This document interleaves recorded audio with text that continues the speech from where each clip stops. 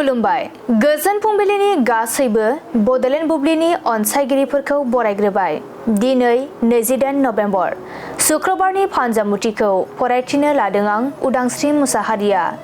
फानजामुथिनि गिबियाव दं मेष राशि। नोंथांनि नखराव गोदान आलासि फैनायनि आसा दं, रंजा खुसिनि सान जागोन। वृष राशि। बिमानि साननाय हनायखौ आबुं खालामनो हागोन, बिमानि खुसि फैगोन। मिथुन राशि। नोंथाङा गावनि आंगोजोंनो थगायजानो हागौ, गोसोखौ जोबोरैनो दुखु मोनगोन। कर्क राशि।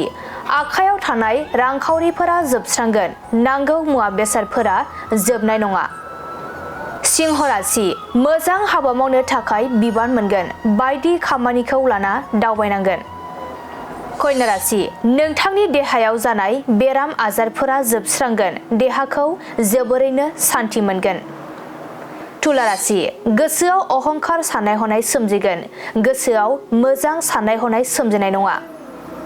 वृश्चिक राशि। नोंथांनि नखराव गिदिर जेंना सोमजिनो हागौ, गोजोन गैयै थासारि सोमजिगोन।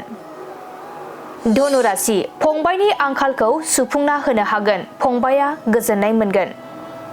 मकर राशि। नोंथांनि जाफुंसारनायखौ गुबुना मेगन सागोन, गोसो गोरा लाना थानांगोन। कुम्भ राशि। सिगांनि जाथाया गोसोआव जाखांफैगोन, गोसोआव गिखांनाय सोमजिगोन। मीन राशि। गोरोन्थि हाबा मावफ्लांनो हागौ, गोरोन्थिनि थाखाय साजा मोनगोन। दिनै सानसेनि राशि फरायथिनायाबो एसेनोसै। आसा खालामो नोंथांनि दिनैनि साना मोजाङै मोजां थांगोन, बेखौ बडलेण्ड बुब्लि नखरनिफ्राय मिजिंथिबाय। गोजोन्थों।